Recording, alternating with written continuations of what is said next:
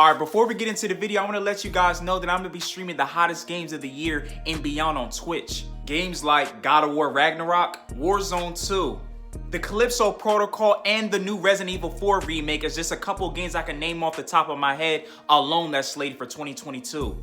Not to mention future titles and a mixture of older ones too. So for all my fellow gamers out there, y'all go sub to my Twitch, alright? I left the link in the description for y'all. With all that being said, let's get into the video, shall we? I'm trying to tell you, Nitri, this time things are going to be different.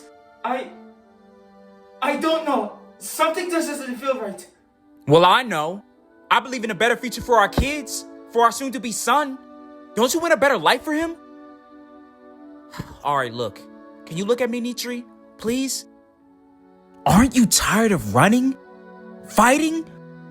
Every time I look at you, our kids, I can't shake the feeling that if we keep going down the same path, there might come a time where I might lose you guys.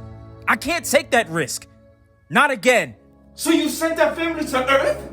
Home of the Sky People? Listen to yourself, Jake. We are in the lion's den. The belly of the beast. At any moment, if they decide they want to come to our family... Then if it comes to that, we'll face them head on. Until then, we just have to try our best to blend in. So it's crucial for you guys to be on your best behavior. So just follow my lead, okay? Hey, we're Sullys. We adapt. And no matter what happens, at any circumstance, what do Sullys do? Sullys stick together. Oh! Nitri! You son of a bitch, you killed me! Oh!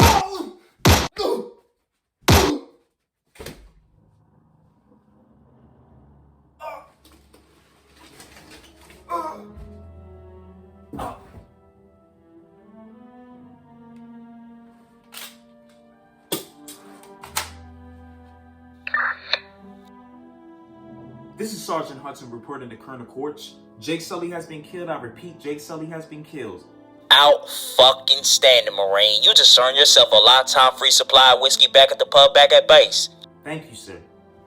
Oh. Sir? What is it, Marine?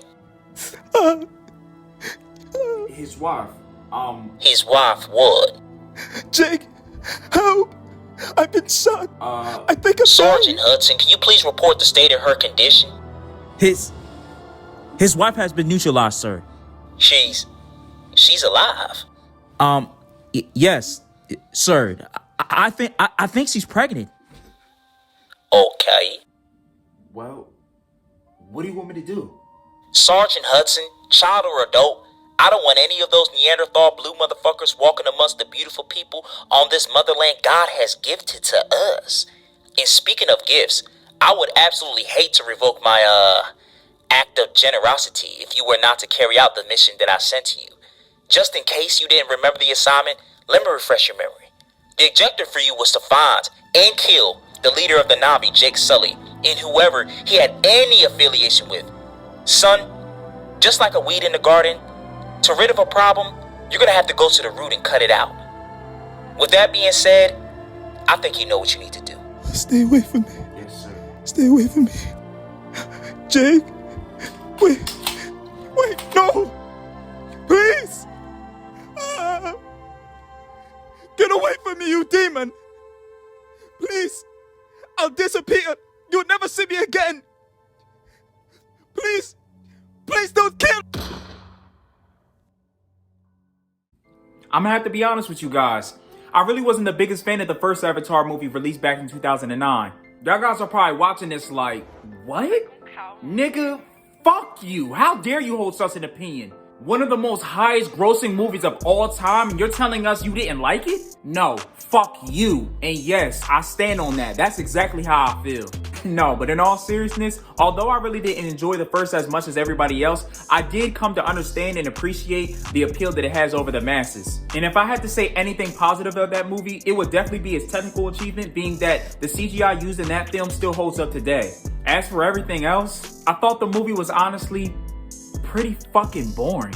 I mean, the first 30 minutes of the film exploring Pandora and the Na'vi was cool at first, but to drag that out for which felt like 2 fucking hours, which could have easily been a quick expedition, literally made me roll my eyes and mutter to myself, all right already, like, we get it, like, let's see some action. Now, don't get me wrong, I'm not against long drawn out segments of heavy dialogue and character building if it's engaging. Like, literally both of my all-time favorite video game and film writer, producers, and directors literally made a name for themselves doing this, as it's become a part of their style and charm. And it definitely works in their favor, being that the characters are so very well written. So yeah, that's what I felt about the first film. With that being said, it really wasn't surprising to me, guys, when I say that 2022's Avatar: The Way of Water really wasn't on top of my most anticipated watch list. Even before walking into my local AMC theater, when I went to go check the show times of the movies, I literally stopped and thought to myself, oh, fuck. This movie has a 3 hour and 22 fucking minute runtime, guys. I'm on my phone looking at that shit like, oh shit, here we go again.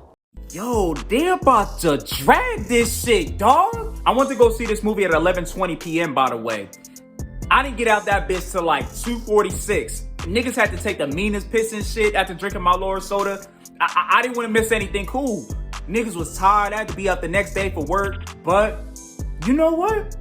Regardless of all that, I'm happy to report to you guys that Avatar: The Way of Water is a fucking great movie. Like, I was genuinely actually surprised.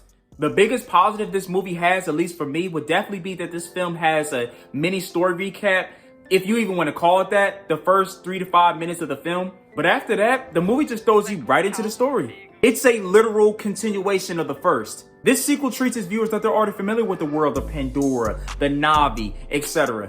Which really shocked, but at the same time, I was admired by, being that its predecessor was released almost, if not exactly 12 years ago. You know, it's pretty interesting to realize that fans of the first film are full-grown adults now, while newcomers aren't, which is something I really appreciate, how this movie feels solely intended for the people who saw Avatar back in 2009. While this movie definitely has a lot of slow parts, the characters, old and new, are way more engaging this time around, being that they're given way much more interesting things to do. Jake Sully, now the leader of the Na'vi, Nitri, his wife, and his kids were all badass during the action sequences. As for the slower parts of the film, it was really cool to see them interact with one another. Just seeing their different personalities bounce off of each other was a great addition to the film, never feeling like fluff or forced. And the new characters, the sea creatures, I'm not even gonna hold y'all, they were so fucking tough, yo. It was so dope to see the contrast they had with the Na'vi. The Na'vi having dominion over the sky while the sea people ruling, well, the sea. Like, I don't know, man. Every time a scene will focus on the new tribe, I would just be left smiling ear to ear, thinking to myself, like, damn, I wish I was one of them. Like, they are so fucking cool. I was almost always smiling at that, or, oh, that one. Every time when that blue bad shorty kept popping on the screen, I'm not even gonna hold you. For all the fellas out there that already seen this movie, y'all niggas know exactly who I'm talking about. Yo, don't sit here and act like old girl wasn't valid though. Like, I know I'm not the only one.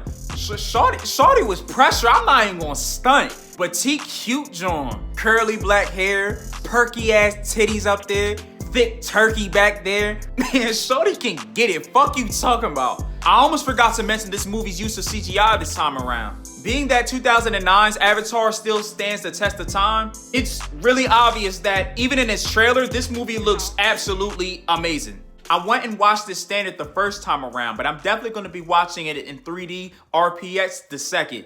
When it does come down to the action sequences, when shit jumps off, it definitely doesn't disappoint. I mean, this really shouldn't surprise any of you guys, being that James Cameron is a master when it comes to action. I mean, this nigga gave us Terminator 1 through 2 and the Titanic. I mean, I know Titanic isn't technically an action movie, but I don't care what no one says. The final act where we actually get to see the ship sink has to be one of the best action sequences in cinema history. All in all, I really did enjoy Avatar: The Way of Water, as I really do believe that it's superior to its predecessor.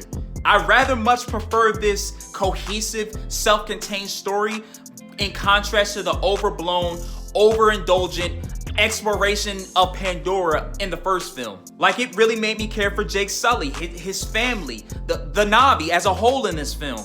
If I had to give this movie a score, it would definitely be a solid 9 out of 10. If y'all haven't gotten around seeing this yet, and you don't mind the long runtime, I couldn't recommend this movie anymore.